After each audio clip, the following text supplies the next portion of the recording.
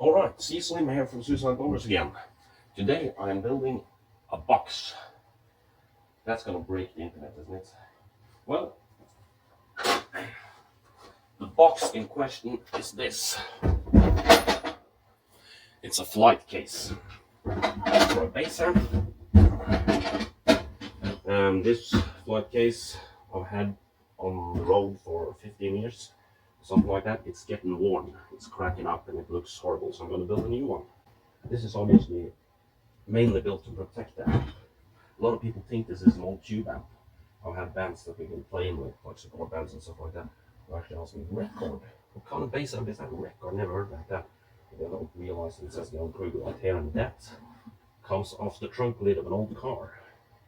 It looks cool. I used to say that most bass amps looks like CD players. These days CD players are getting kind of vintage as well, so but they look kind of boring. So I built this case to make it look a bit more vintage, a bit more look better on stage, and also it protects the amp. Not good enough, obviously, because it's cracked up. A new one. A couple of features. I got handles on the side and on the top. These on the side are carved into the case so they don't stick out. That's quite handy, actually. It's a bit short, this case, because this case was originally built for another amp. This was built for a preamp that sent this way, and then I had a power amp sticking out the other way with the controls on the back. But then I got rid of this and I bought this Gallien-Krüeger amp, which is a beautiful amp. And it's not, it fits exactly, but these outputs here are damaged because they have plastic nuts on there. So I made this little metal bar here to protect that. And I'm going to build a new case slightly deeper, so this is all inside the case, doesn't stick out. These fans, they don't have that much effect sitting like this. These amps, they run a little hot. The earlier models ran too hot, so you have to have a fan on those. These ones are alright, but the fan won't hurt it. I'm going to move those to the top. I'm going to make some holes here or something like that, so the fans blow here from the top to recover, obviously, and then it hits the amp on the top and then comes out that way. That's the theory. It'll help it some. And this amp is obviously, it's bolted from the inside. It's rack, normal 19-inch rack ears on this amp. Normally it would fit out from the outside in the rack case. Kind of hang on the edge like that, bolt it in like so. To make it look good, I slide it in from the back here and bolt it on the inside. It's just bolted with wood screw directly to this wood, and that's what's causing the wood to crack. So what I'm going to do is a couple of improvements on that. First of all, I'm going to use plywood, because this is just a normal wooden plank. Now a plank, normal wood, piece of wood like that, you got grains in the wood. You can see that, you got grains in the wood. And it's very strong. That way you can't bend it that way, you can crack it that way. And that's what happens, it cracks along the grains. With plywood, you got layers. It's like tin planks, but they're layered with the grain that way, and then that way, and that way, and that way. In Norwegian we call it a cross board or a cross panel, because the grains run across in each layer, so that's a lot stronger. I'm also going to put machine threads in there. These are special nuts that you use. You can hammer this in. I don't know what it's called in English. In Norway we call it a hammer-in nut, directly translated. And you hammer that into a hole from the back. Like you would hammer this in like that, and it will grab hold of the wood with these nails. Sits in the wood like that, and then you put the bolt in. Put the bolt in from this side, and it'll screw the nut into the wood. So I'm gonna make this new front out of 2 pieces of plywood.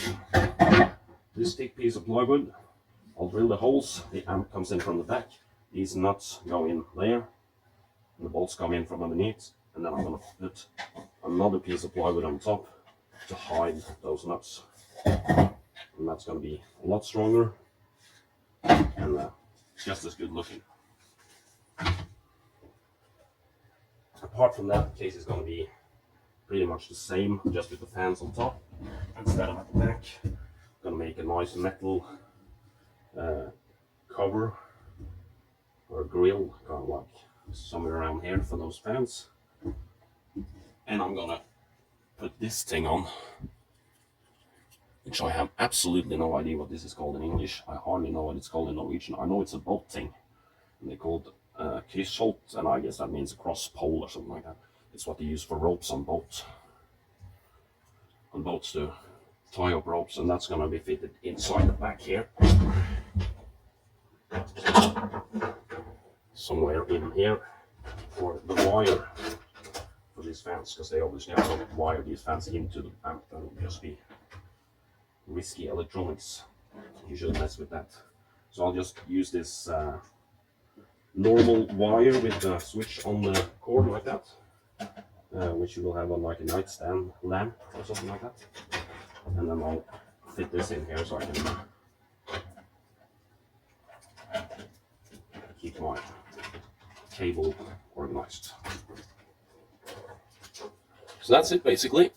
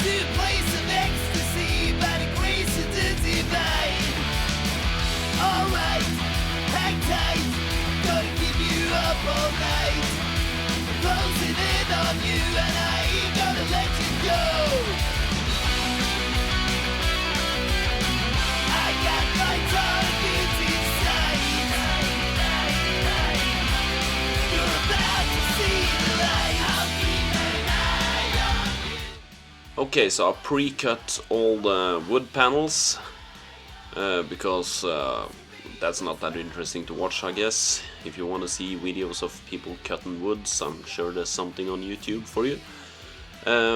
Double side panels, because I'm gonna cut through one of those, one on each side, to make that handles sit inside the wood.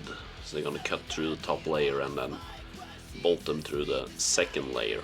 Then I got these tin pieces here. They're gonna be sitting on top, on the bottom, to create kind of like a thicker frame. These are 12mm panels, but they're gonna be 24 around the front edge. As you can see right here, there'll be one panel on top of the bottom panel and one panel on the side.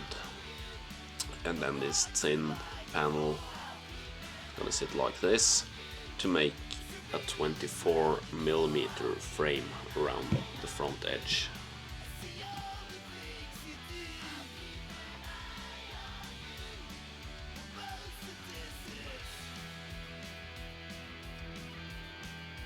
Okay, so I'm using 90 degrees metal steel angles, steel plates that it's bent into a 90 degree angle to kind of make it stronger in the corners. I don't want to put bolts too close to the corner, because I'm gonna round the edges later, and if you got screws around the edges, they might, you might hit them with the router. So that's, and they get stronger as well when you put those metal pieces in there. And I'm putting some screws around the edges, because this is not gonna be the edge when I put that second layer of panel on there. And I'm also using glue for to make it as strong as possible. This is gonna be on the road, so you want it to be as strong as possible. The panels that I'm using are particle board panels, and they're not as strong as plywood, but they're strong enough. I mean, the outside case like this is not gonna get that much of a load. So the case is going together, more glue, more metal pieces.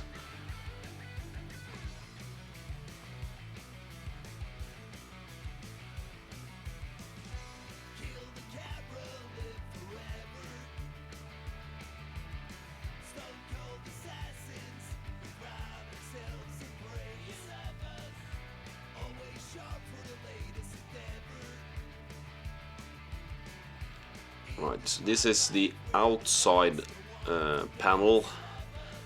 It's gonna go on the outside of the panel that I just screwed together, and I'm marking up the holes for the handles.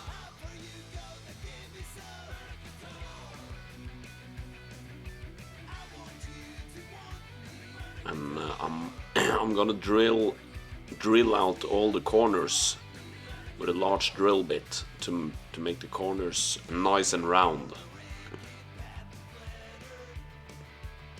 So because of the shape of this hole or this cavity, I'm gonna use 6 holes.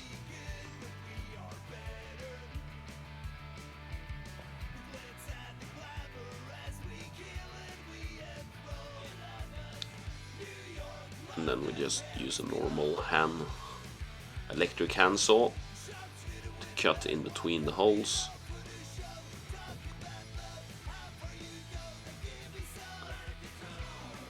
And then you can see the handle fitting perfectly inside. And then that goes on the outside of the case, basically strengthening the case and looking like one thick panel with a cavity milled down in it instead of being 2 panels. So gluing them together and putting 4 screws in there as well. I'm gonna use body filler and hide those screws eventually.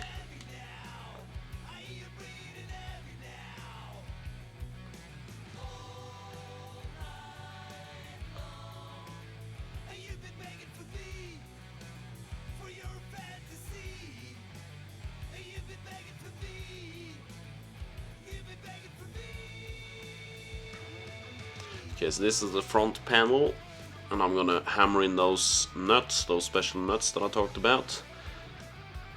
So this is gonna be in between the 2 panels. Hammer them in there good. I've already measured out the holes obviously and drilled the holes. I grinded some cavities on that outside panel because those nuts sticks up a little bit from that inner panel. So when you glue this together, you don't want the outside panel to ride on those nuts. You want it to make contact with the plywood around it.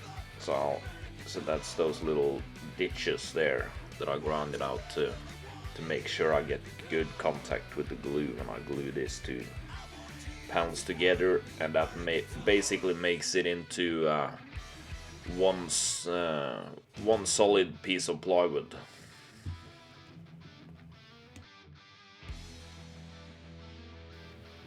Okay, I'm drilling out the holes for the fan, the mounting holes and the actual big holes for the air to go through, and there's some other holes there as well for the handle and stuff like that.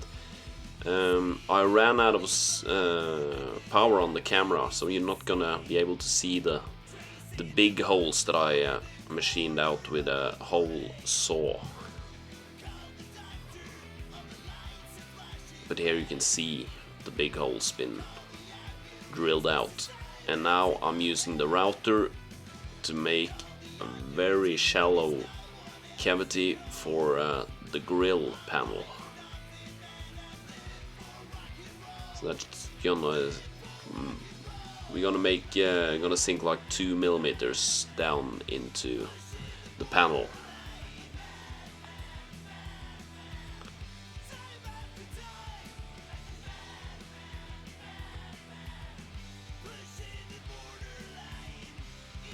I want to make that very, you know, with straight edges and very thoroughly, so I'll use this guide you can see on the side there. So it rides along the edge, you don't freehand it.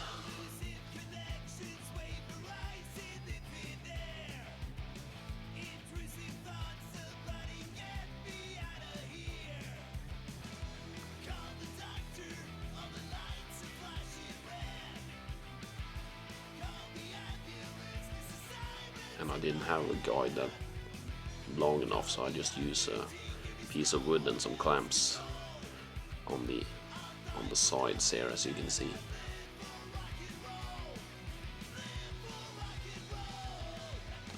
Here you can see I cut the grill panel, and that sits in there flush in that cavity.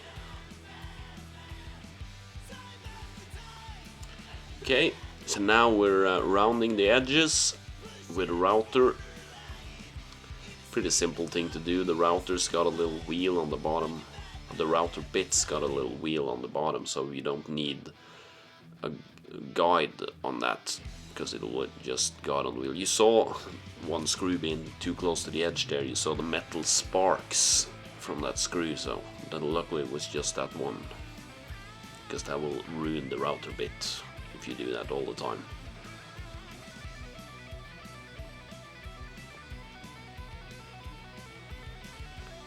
And it just looks so much more professional with those rounded edges. That's really what makes it looks like a proper old-fashioned amp case.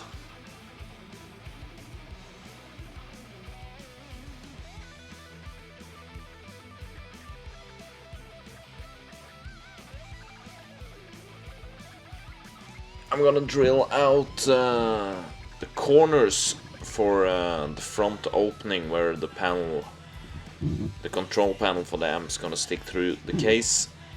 So to get nice round corners, I'm drilling out the corners first with a big drill bit, 26mm drill bit, and then as before I'm cutting with an electric handsaw.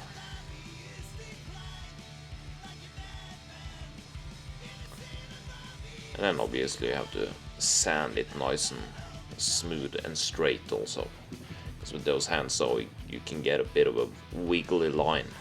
And then I'm rounding the edges. That's very important to do before you put it in the case, because it'll be very hard to get access to that panel with the router before you put it in. Got some more metal angles in the box to hold the front panel in position, and we're also applying plenty of glue.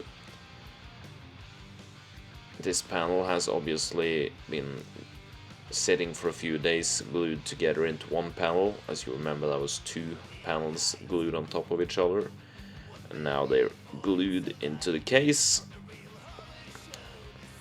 And you can see it rests on those metal pieces, and then we put screws and screw them into those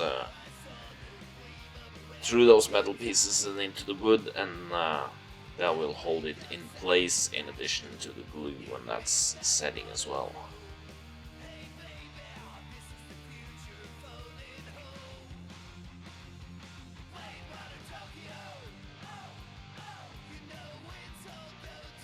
There's quite a lot of screws there, and it's a little hard to get access to them as well, but that's right. And there you can see how it sits in there with all those different metal pieces holding it all together.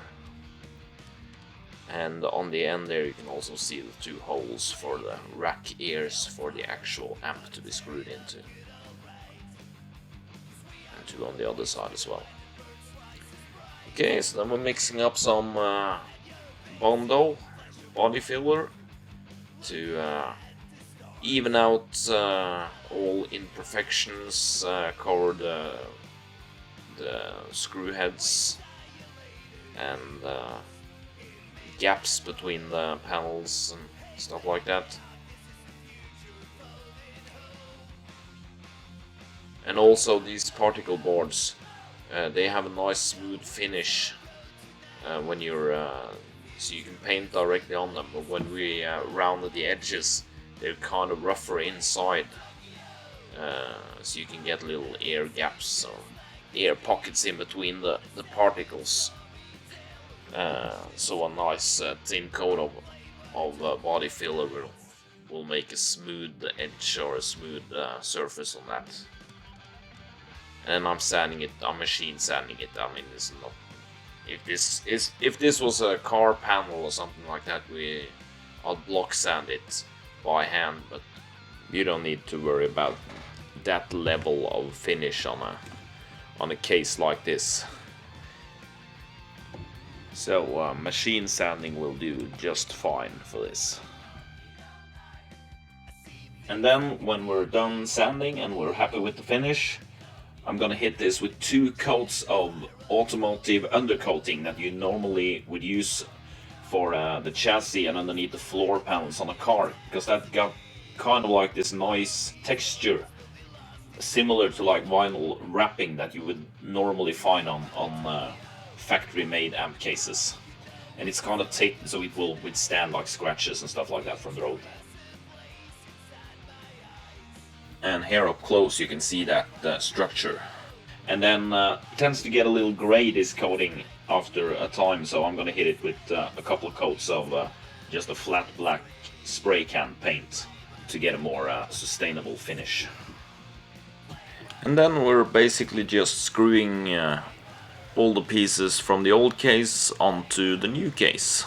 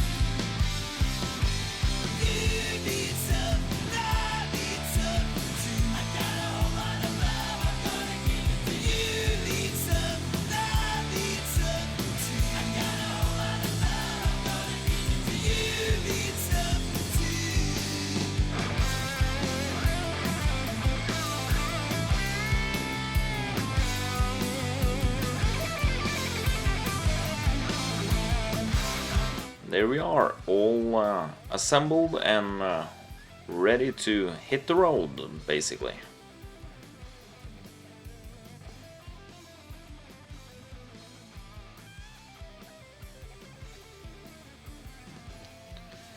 We got a grill with the fans underneath, blowing cool air down on the amp. We got the handle on top. We got the corner protectors we got the handle on the side.